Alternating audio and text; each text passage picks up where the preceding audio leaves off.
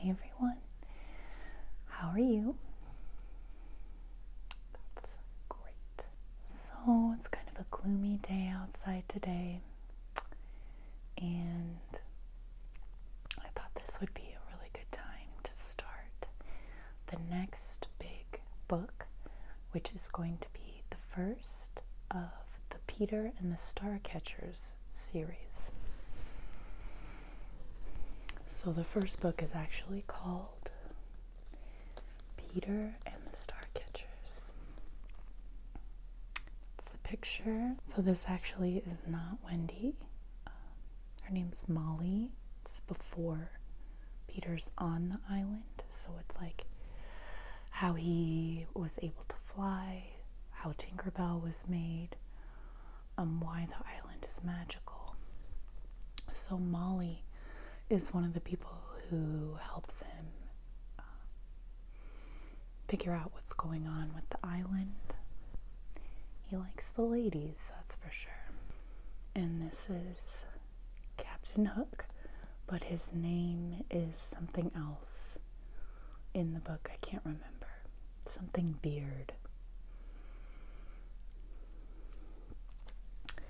And then obviously that's Peter Pan. So obviously also there's something magical in that chest. We are gonna start reading. So here's an inside drawing. Them flying away from, it looks like some pirates. Can't wait to hear all about that. So this is by Dave Barry, which is nuts because J.M. Barrie is the person who wrote Peter Pan. And you may have heard of Dave Barry. He does some funny books. He's done other books. And the other author of this book is Ridley Pearson. So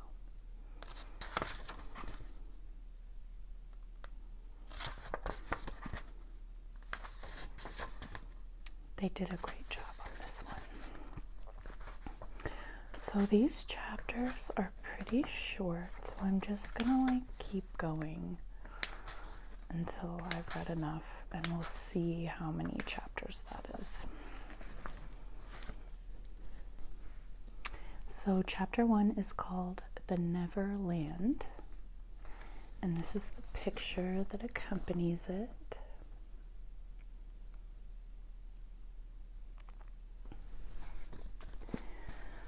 Also the inside of the book has this picture.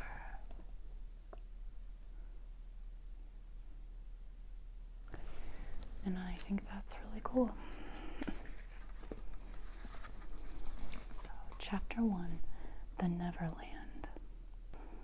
The tired old carriage, pulled by two tired old horses, rumbled into the wharf, its creaky wheels bumpity-bumping on the uneven planks, waking Peter from his restless slumber. The carriage interior, hot and stuffy, smelled of 5 smallish boys and 1 largish man, none of whom was keen on bathing. Peter was the leader of the boys because he was the oldest, or maybe he wasn't. Peter had no idea how old he really was, so he gave himself whatever age suited him, and it suited him to always be 1 year older than the oldest of his mates.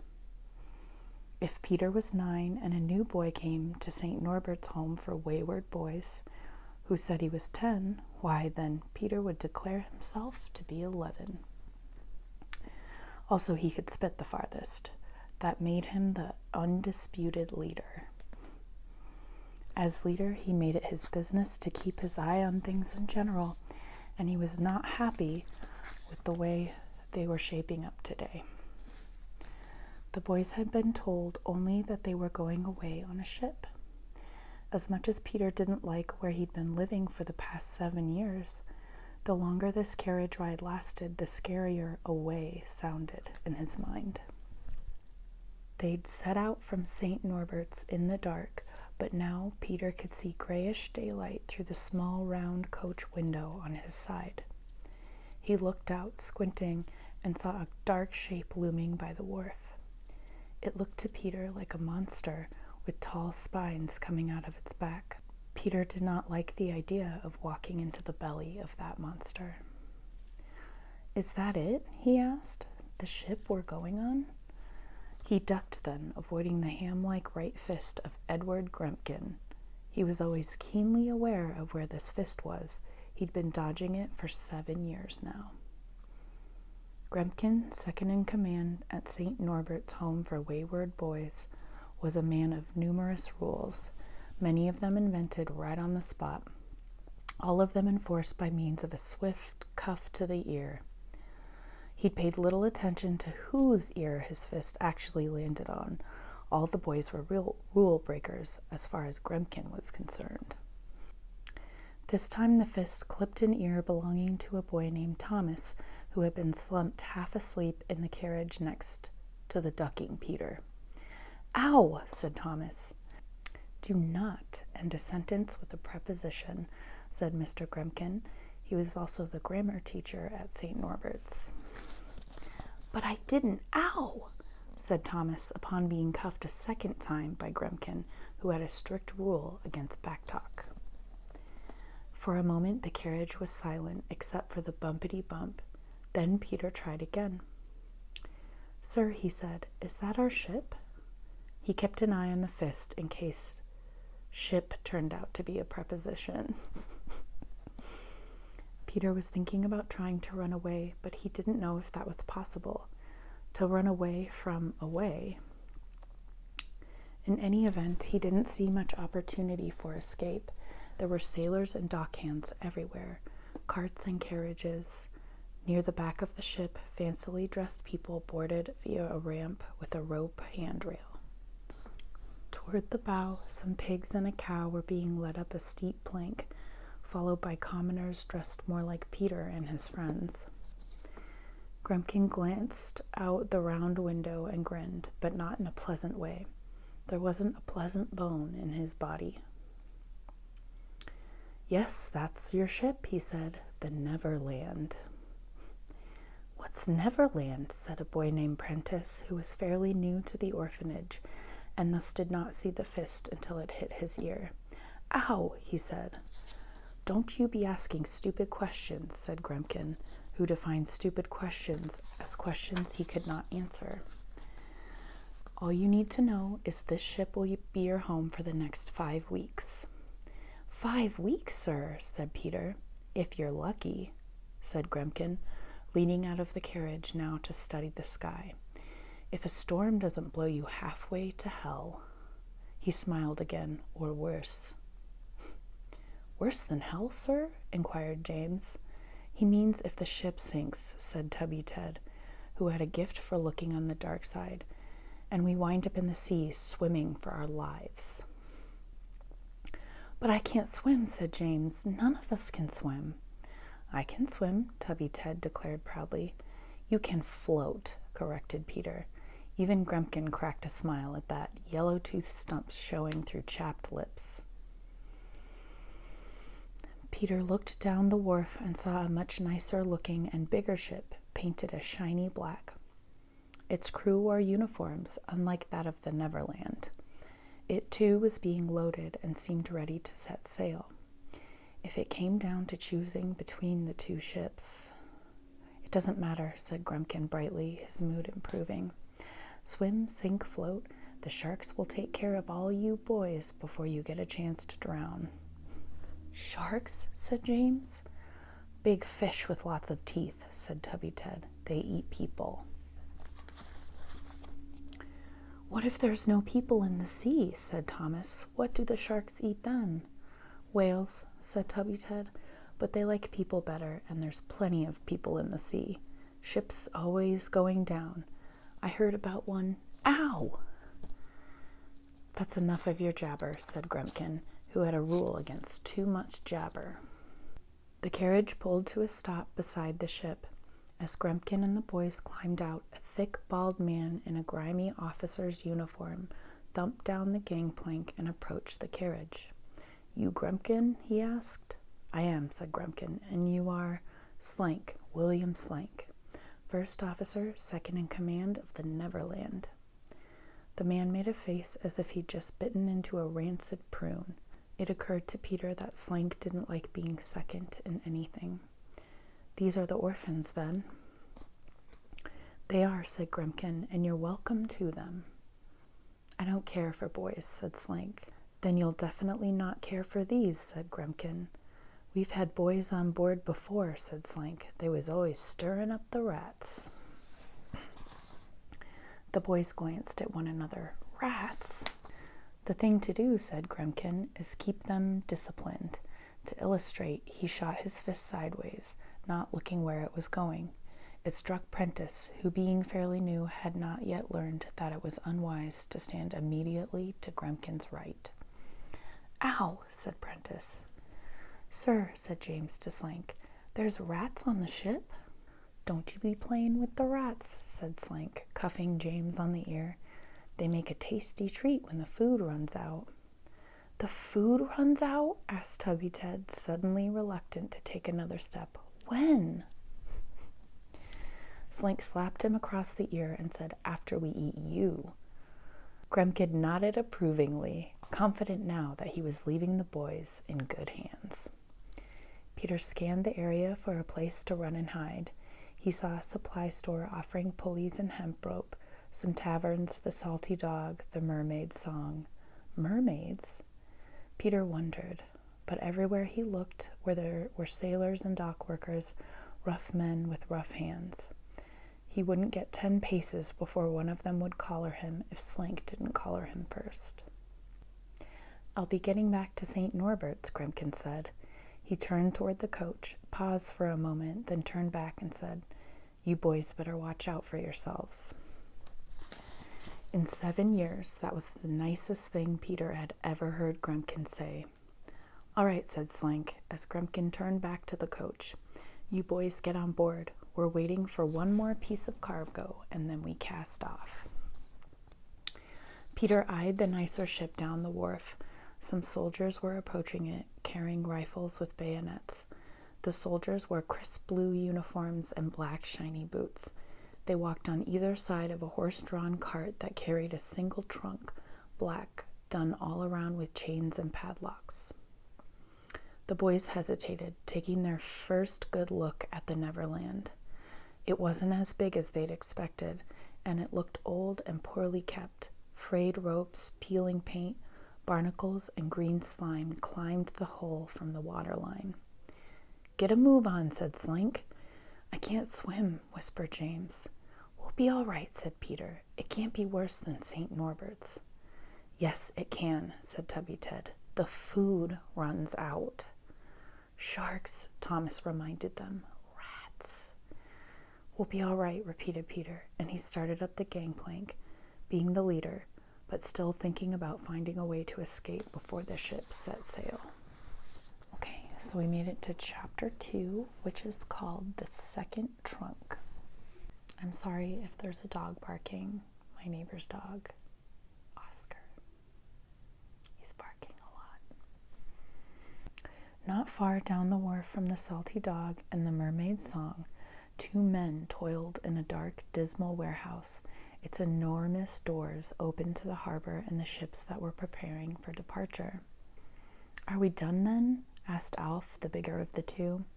He had his nose wart the size and shape of a small mushroom, "because I could use some grog." Alf, being a sailor, could always use some grog. "Not yet," said Mac. "Slank says we got one more to get aboard, this one over here." Mac, a thin man, but as strong as any hand on the Neverland, had a tattoo of a snake's head on his neck, the snake's body disappearing into his sour clothes. Mac pointed to a corner of the warehouse where a filthy canvas was draped over a bulky object. The 2 men trudged over. Mac grabbed a corner of the canvas and pulled it off, revealing a common-looking trunk made of rough wood, but held shut by thick chain and secured by 2, no 3, padlocks. Alf studied the trunk, frowning. "Ain't this the trunk them soldiers brought in here this morning?" he asked. "It looks like it," said Mac, "but it ain't. There was 2 trunks come in together. The black one got loaded onto the Wasp by them soldiers." Heavy as lead it was.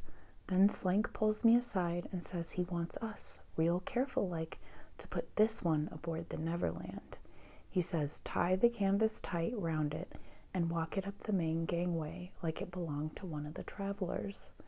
He says if we do this right, there's 2 bob more in our pay. A piece, said Alf. A piece, said Mac. All right then, said Alf, who was not one to ask questions when 2 bob was involved. Let's tie her up then, said Mac. You lift the end there, and I'll tuck this canvas underneath and slip the rope round it. Why don't you lift the end, said Alf. It's me back, Alf, complained Mac. You know how it troubles me. No more than mine troubles me, said Alf. But I said it first, said Mac. Alf sighed. The longer they argued, and Alf knew from experience that Mac would argue this point a good long time, the less chance he'd have to some grog before they set sail. All right then, Alf said, and he squatted to grab hold of the end of the trunk. Alf was a simple man, of simple wants. What he hoped to get from life was food that was soft enough to chew, a place to sleep out of the rain, and some grog now and again. Alf had never known true happiness, and he didn't expect to. Sad. And so he was not ready at all for what happened when his rough, callous hands touched the trunk. First he felt it, a warmth, starting in his hands but quickly moving up his arms and down his back and into his legs, and everywhere the warmth went, it was wonderful. Like stepping into a bath, in an instant the pain in his bent old spine, the throbbing pain he'd lived with since almost his first day on the docks, was gone. So was the aching weariness in his legs, gone. But there was more. There was a smell. It was flowers. New grass in a meadow right after a spring rain, a fresh orange being peeled.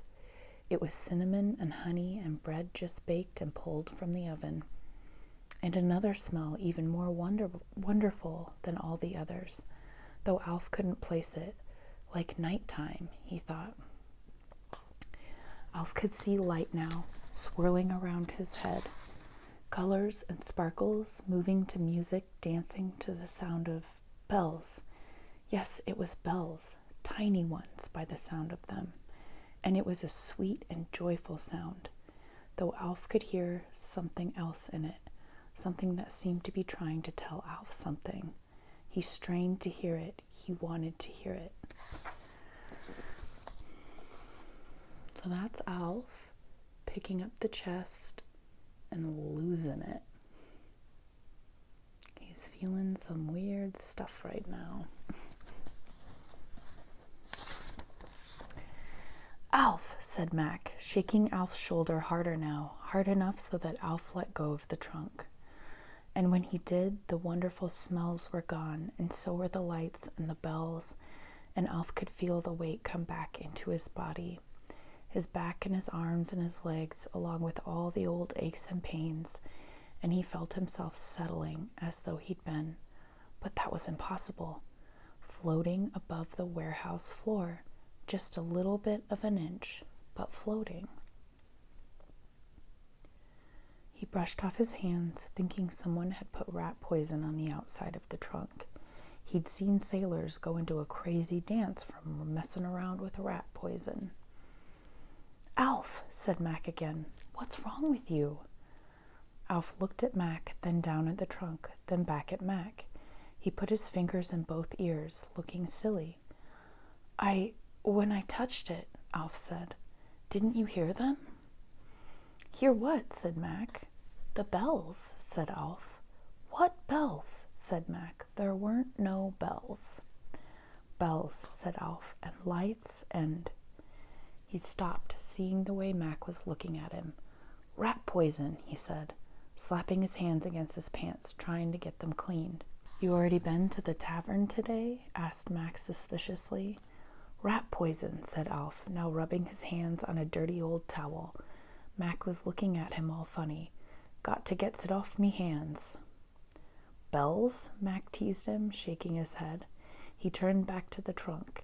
Alf saw that Mac had slipped the canvas more tightly around the trunk and the rope around the canvas. A tiny bit of the trunk still showed. "Mac," said Alf, "I dares ye to touch it." "What?" said Mac. "Me?" "Just touch the trunk," said Alf, "on the wood there. I'm not messing with no rat poison. You remember what happened to Hungry Bob?" Mac considered himself a cautious man, and the truth was, he was afraid to touch the trunk now. He knew that something had happened to Alf when he touched it. Somehow, he'd felt it. No, Mac had decided there was something strange about this trunk. Why else would Slank be giving special orders and offering 2 bob? Mac was not going to touch it, thank you very much. "It's not our job to fool with it," Mac said, pulling the rope tight. The canvas now covered the trunk entirely. Slank said to put it aboard the Neverland, and that's that. "But Mac," said Alf, "I'm telling you, God's truth, rat poison or not, it felt good." "Let's just finish the job," said Mac, pulling the knot tight, "and take our 2 bobs to the tavern, get our grog quick-like, and forget about this trunk." "All right then," said Alf, though he didn't think he would soon forget that feeling he'd just had. Maybe once the Neverland was underway, he could sneak in and visit this trunk again. Grunting, the 2 men lifted the canvas-wrapped trunk into a handcart, trundled it out of the warehouse onto the wharf. A minute later, they passed the Wasp, whose crew was preparing to cast off. "She's a pretty ship, ain't she?" said Mac. "What?" said Alf, who'd been thinking about the trunk. "I say, the Wasp is a beauty," said Mac. "I'd love to sail on her some day. They say she's the only ship afloat that might outrun the Sea Devil." The mention of the pirate ship won Alf's full attention. The Sea Devil was the ship of the most feared pirate on the 7 seas. Sailors said that if you caught sight of the Sea Devil, it was time to make your peace with your maker, because you'd be with him within the hour. "No ship can outrun the Sea Devil," said Alf. "Nobody ever has." "Till now," said Mac. "The Wasp was built just for that. And Captain Scott is as able a seaman as ever sailed these waters, unlike the idiot in charge of our bilge bucket.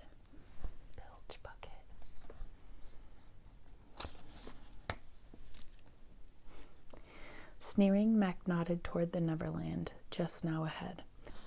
"Aye," said Alf. "Penbridge could capsize a dinghy, D-I-N-G-H, dinghy, on dry land."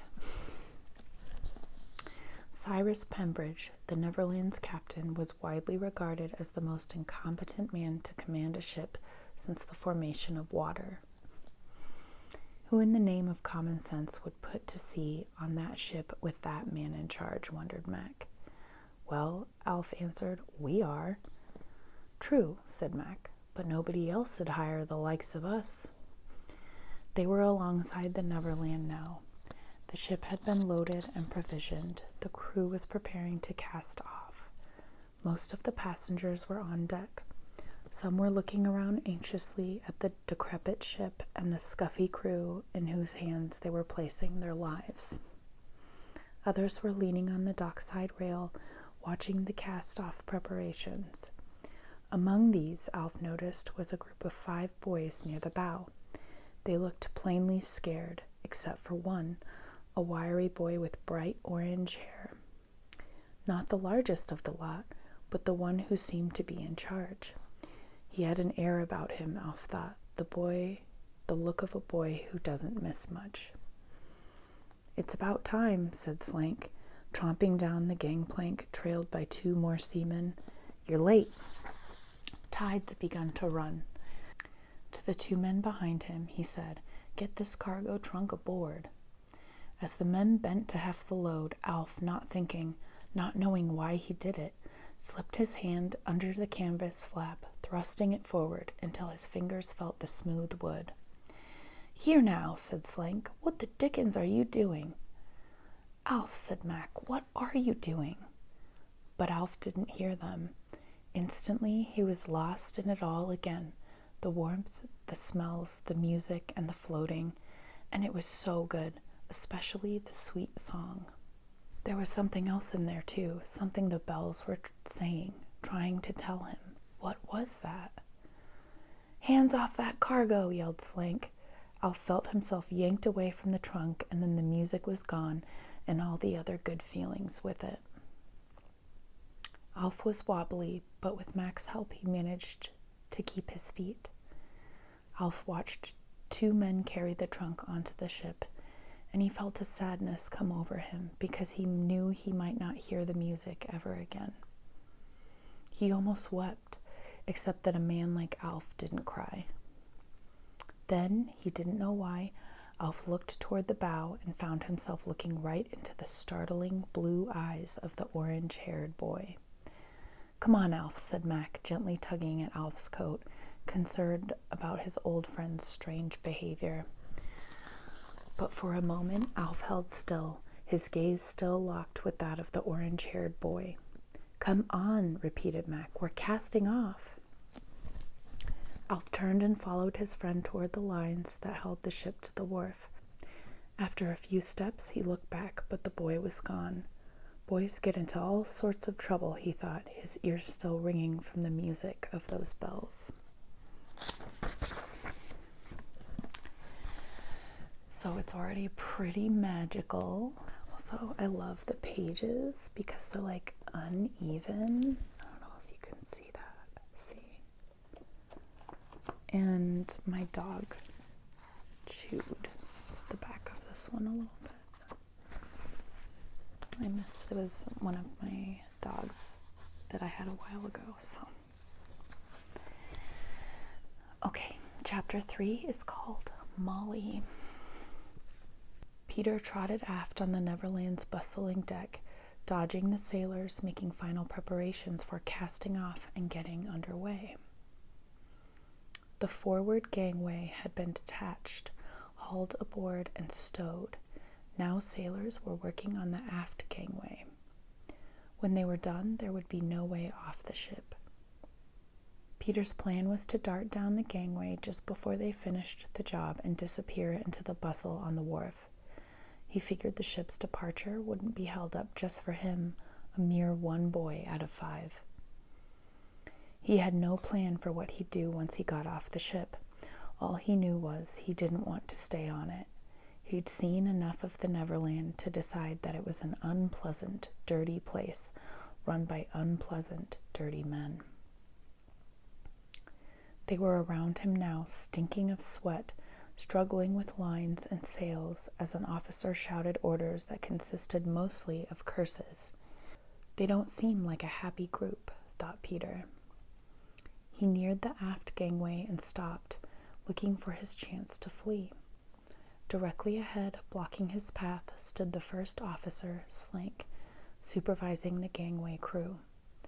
Just beyond, 2 sailors were carrying the canvas-draped cargo that had been brought onto the ship at the last minute. Peter had watched the cargo's arrival and the little drama that had played out on the wharf. He'd seen the sailor, the one with the big nosewort, reaching under the canvas and touching something. He'd seen the look that had come over the man's face. He looked so happy, Peter thought. Why did he look so happy? Peter studied the mysterious cargo now being maneuvered into the aft hold. It didn't look heavy. The sailors handled it very easily. Peter wondered what was inside. He was distracted by a giggle and turned to see a rare sight, a girl. He'd not seen many girls over the past few years.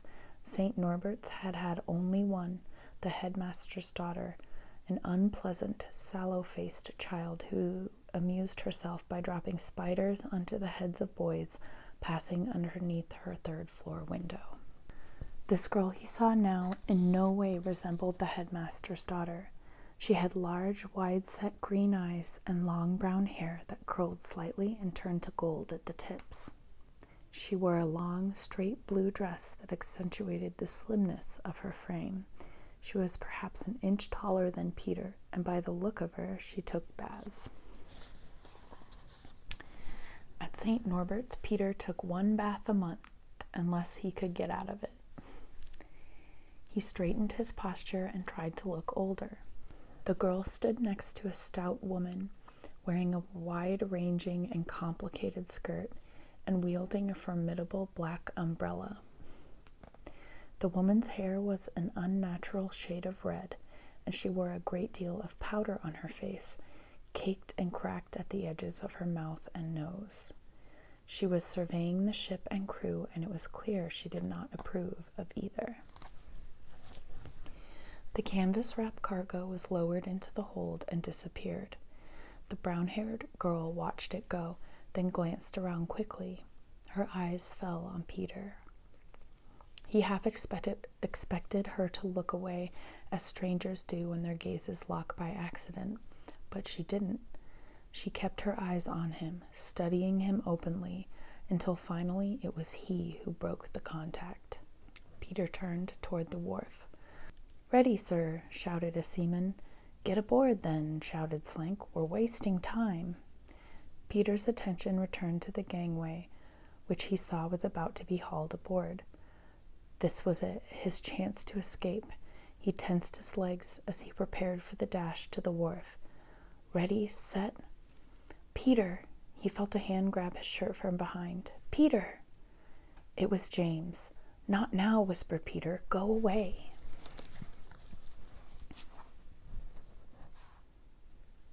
It's a picture of the ship.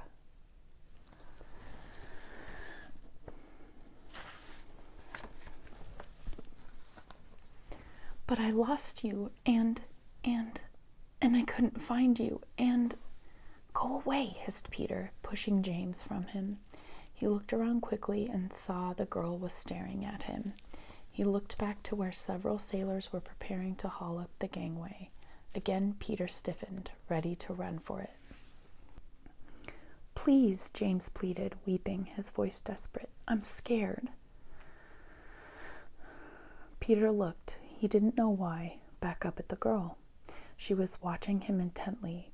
For an instant, he thought her expression meant that she disapproved of his shoving James, and it bothered him. Why do I care what she thinks? But then the girl shook her head side to side, barely moving it. It's not disapproval, Peter thought. She's warning me. The girl nodded her head toward the gangway. Peter looked that way and saw a huge man, more a horse than a man, who hadn't been there a minute before. His enormous black-booted feet were braced on the deck. His right hand held a long, coiled whip. I wonder what he... It happened in a second, at most 2. A sailor bolted for the gangplank, his bare feet slapping wood. He had taken perhaps 3 long strides when the whip cracked. It moved much too fast for Peter to see it, and it wrapped itself around this man's ankles like a snake. The sailor crashed to the deck as the giant jerked the whip back, dragging the man effortlessly, as if he were no more than a dead cat, to the feet of the scowling Slink. Slink spat on the sailor. "Having second thoughts, were you now?" he said. "Somebody always does come cast-off time. That's why we have little Richard here." Slink nodded back to the huge man, then drew back his leg and kicked the would-be escapee hard in the ribs. The man moaned and squirmed on the deck. "You'll be starting out this voyage with a week in the brig," said Slink. "Hardtack and water for a week. You can sleep with the rats for a while, and if that don't improve your attitude, we'll give you another taste of little Richard's lash, only this time he won't be so gentle." Slink glared around the deck. "Anybody else having thoughts of leaving?" he said. The sailors, avoiding Slink's stare, busied themselves with their work. "I thought not," said Slink. "Now get this bag of lice out of my sight." As the sailor was lifted, still moaning, and hauled below, Slank resumed his supervision of the gangway crew. "Ready," he shouted. "Heave to!" The sailors grunted, and the gangway raised up off the wharf and slid back onto the deck. Slank gave the order to cast off the lines. The bow, pushed by the tide, began to slowly swing away from the wharf. No getting off the ship now. Peter glanced up at the girl. She was still watching him. If not for her warning, it would have been his ankle snared by the whip and his bruised body being hauled off the brig. He nodded to the girl, just a bit. It was the closest he could come to thanking her. The girl nodded back, her face serious, but her eyes betraying a hint of amusement. And then, to Peter's surprise, she walked over to the short set of ladder-like stairs that led from the aft deck cabins to the main deck, collected her skirts into a fistful of fabric, and descended. The stout woman leaned over the rail and called after her, "Miss Molly, Miss Molly," but the girl paid no mind. She walked up to Peter, who made himself as tall as he could. They were just eye to eye. "Thinking of leaving us, were you?" she asked. "I don't know what you're talking about," Peter said. "Don't you?" she said, smiling now. "No, I don't." "Good," she said, "because it would be a shame to miss a voyage aboard such a lovely ship as the Neverland." The stout woman leaning over the upper rail snorted, making a noise like an irate duck. "Lovely ship indeed," she said. "It's a floating stinkhouse is what it is, pardon my French, and barely floating at that." "That's Mrs. Bumbrake," said the girl, still looking straight at Peter. "She's my governess." "Your father buys us passage on a garbage scow," said Mrs. Bumbrake. "But does he sail with us? Oh, no, not him. He sails on the Wasp, the finest ship in all of England." "I'm sure father has his reasons," said the girl. Mrs. Bumbrake made the duck sound again. "My name is Molly Astor," the girl said to Peter. "What's your name?" "Peter," he said. "What's your last name?" "I don't know," he said. It was true. Back at St. Norbert's, he'd once asked Mr. Grempkin what his last name was, and Grempkin had boxed his ear and told him it was a stupid question. Peter never asked again. "Well, Mr. Peter Nobody," said Molly, "do you know how old you are?" "How old are you?" asked Peter. "I'm 12, said Molly. "I'm 13, said Peter. "Wait," said Molly, "I just remembered. Today is my birthday. I'm 14. Peter frowned. "Wait," he said. "If you were 12 and today's your birthday, you'd be 13. "Not in my family," said Molly. "In my family, we only celebrate even-numbered birthdays." Peter was impressed. He'd never thought of that. "I just remembered something myself," he said. "Today is also my birthday, and I am now," he paused dramatically, 16. "No," said Molly. "Too much. I'll accept 14. We'll both be 14. Peter thought about it. "All right, then," he said, 14. "So, Mr. 14-year-old Peter Nobody," said Molly, "why are you going to Rundoon?" "What's Rundoon?" asked Peter. Molly laughed. "You really don't know?" she said. "No," said Peter. "Well," said Molly, "you'll know soon enough, because that's where the ship is sailing. My father is to be the new ambassador there, in the court of His Royal Highness King Zarboff." She held up 3 middle fingers of her right hand, the third. "The daughter of an ambassador," said Mrs. Bumbrake. "And he puts us on the sea-going dirt bucket, pardon my French." "What kind of place is Rundoon?" asked Peter. Mrs. Bumbrake made the duck sound. "Not a terribly pleasant one, I'm afraid," said Molly. "The people are nice enough, but the king is not nice at all." "The king?" said Peter. "His Royal Highness King Zarboff III," said Molly, and again she held up 3 fingers. "He's a bad man."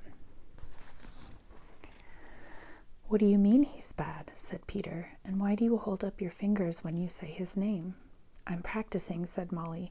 If you don't salute with these 3 fingers when you say his name, and he finds out, he has these very fingers cut off. He does? Said Peter. He does, said Molly. There's a shop in Rundoon that sells nothing but 2-fingered gloves. Does a brisk business, too. Oh, said Peter. But that's not the worst part, said Molly. It's not? No, the king's late father, His Royal Highness King Zarboff II, was eaten by a snake. So, said Peter. It wasn't just any snake, said Molly. It was the pet snake of His Royal Highness King Zarboff III. Both Molly and Peter held up 3 fingers this time. His snake ate his father? Peter said. Yes, said Molly. Somehow, she arched her eyebrows knowingly. The snake got loose in the father's bedroom while he was sleeping. They say the son wasn't a bit upset, didn't even seem surprised when it ate his father. And now, as king, he keeps the snake by his throne and feeds it by hand. What does he feed the snake? Asked little James, speaking up for the first time. And who's this young gentleman? Said Molly. He's James, said Peter, and don't ask him his last name because he doesn't know it either. What does he feed the snake? Repeated James. I mean, now that his father is gone. Pigs, mostly, said Molly, but father says that sometimes, if one of his servants has disappointed him, the king— Molly, interrupted Miss Bumbrake, that's enough.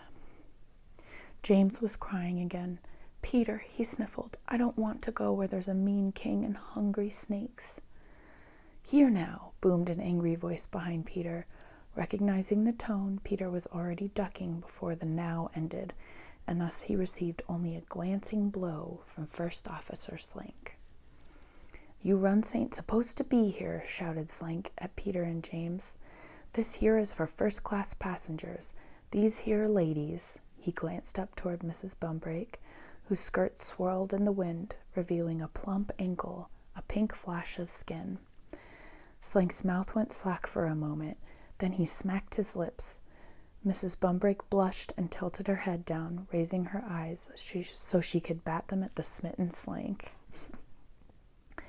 These here lovely ladies, he said, turning back to Peter and James, do not want to be bothered by riffraff like you. Molly said, but they aren't bothering us. Forward with you right now, said Slank, ignoring Molly and giving Peter and James a rough shove so that Peter had to grab James to keep him from falling. There's no need for that, said Molly. All due respect, miss, said Slank, but I knows how to handle these here riffraff. We've had these orphan boys aboard before, and if you let 'em— Orphans, said Molly, her eyes widening. These are the orphans? Yes, miss, said Slank. We've got 5 of 'em this voyage. Molly, somber now, stared at Peter. What? Said Peter. Oh my, said Mrs. Bumbrake. What? Repeated Peter, but Molly said nothing. Get moving, said Slank, shoving Peter and James again, and if you don't want to feel little Richard's lash, you'll stay forward until we reach Rundoon. After that, your sorry hides belong to Zarboff. Peter froze. King Zarboff, he said, slowly raising 3 fingers. The third? Slank laughed, pleased by the fear on Peter's face. Why, yes, he said. You didn't know? You'll be spending your days as a servant in the court of His Royal Majesty. He goes through a lot of servants, does the king. Seems we gotta keep bringing him a new lot every trip we make. So my advice is, step lively unless you want to see his snake from the inside.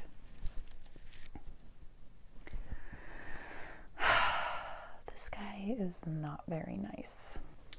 Slank, roaring with laughter, gave Peter and James another shove. The 2 boys stumbled forward, James sobbing. When they reached the bow, Peter turned and saw that Molly was still watching him. The Neverland's sails were almost all hoisted now. The ship was moving out of the harbor. Peter glanced over the side in the dark water, gauging the distance to land. but he'd never tried to swim and knew this was not the time or place to learn.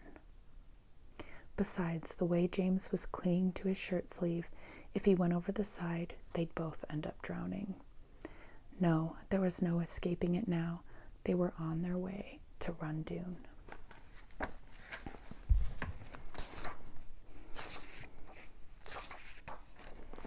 Okay, so I'm going to read one more chapter.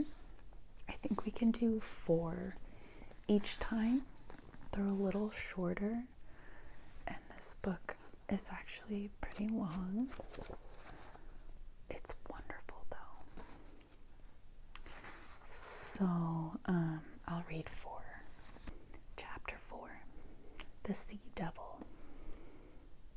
Far from the wharf, well across the bay and almost to the open sea, was a tangle of rocks so treacherous that no captain familiar with these waters would sail his ship there. Over the years, many ships had struck these rocks and sunk. They lay in pieces scattered everywhere, masts, bows, keels. It was the perfect place to hide a ship. Angel's Graveyard, it was called, and it so frightened most sailors that they would not even look in that direction. But there was a ship in there now, amid the huge rocks, long and low, black as coal, with 3 masts pointing toward the sky like skeleton fingers. On the foredeck stood 2 men, one squat and one tall. "Can you see her?" said the squat man. He wore a striped shirt and blue wool pants that did not quite reach his ankles. His blistered bare feet were dark as tar. "It's me, right, guys?" "Not yet," replied the tall man, squinting through a spyglass. He was a strikingly unpleasant figure, with a pockmarked face and a large red nose, like a prize turnip glued to his face. His long black hair, greasy from years without washing, stained the shoulders of the red uniformed coat he'd stolen from a Navy sailor on the high seas, just before escorting that wretched soul over the side of the ship. He had dark, deep-set, piercing black eyes, overshadowed by eyebrows so bushy that he'd had to brush them away to see through the glass. But his most prominent feature was the thick growth of hair on his upper lip, long and black, lovingly maintained, measuring nearly a foot between its waxed and pointed tips. It was this feature that gave him his name, the most feared name on the sea, Black Stash. Here's the ship in the ship's graveyard.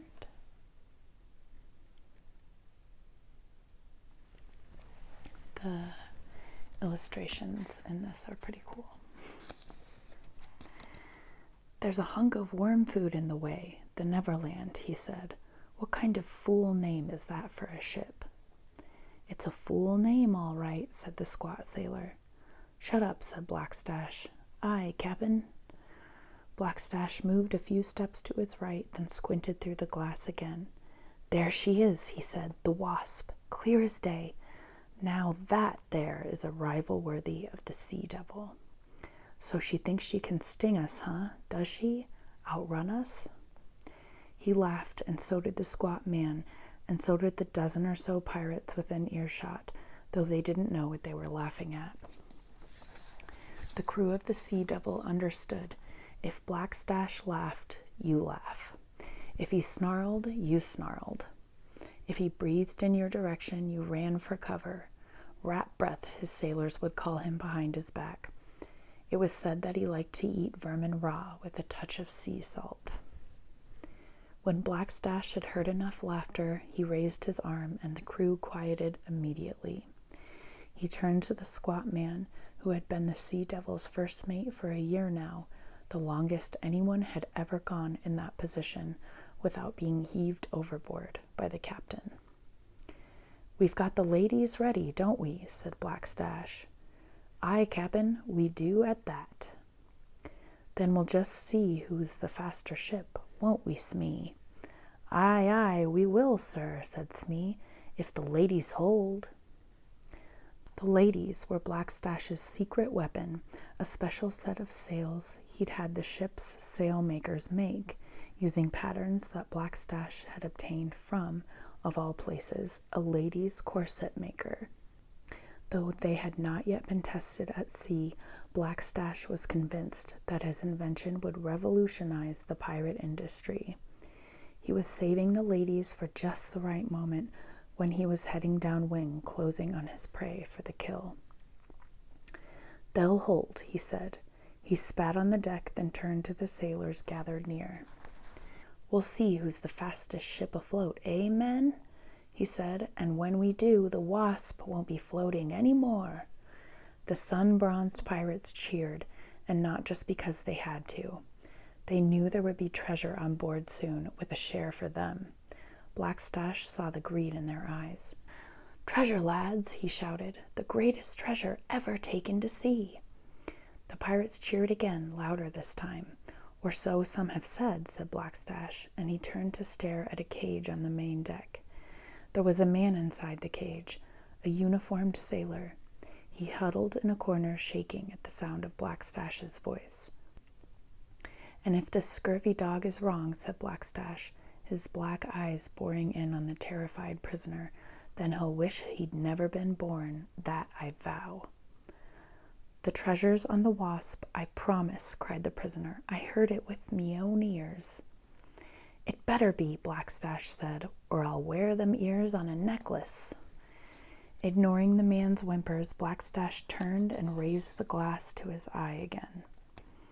"They're hoisting sail," he said, "making to catch the tide. Tell the men to make ready to follow." Smee relayed the order, and the pirates swung smoothly into action. They didn't look pretty, but they were an efficient crew, well trained by the whip.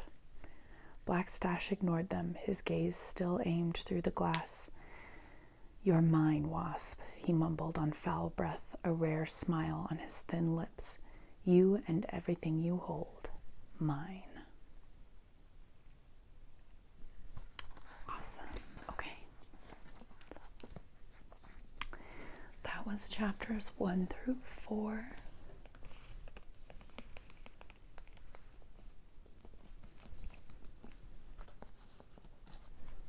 And Peter and the Starcatchers.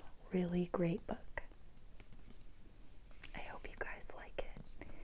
It's hard to beat Coraline, and we're not trying to beat it. But this book is amazing. It gives me the same tingly feeling as Coraline. So I hope everyone got some rest, got to relax, or maybe even sleep. And hopefully you'll join me for the next segment of Peter and the Starcatchers. And I will see you then.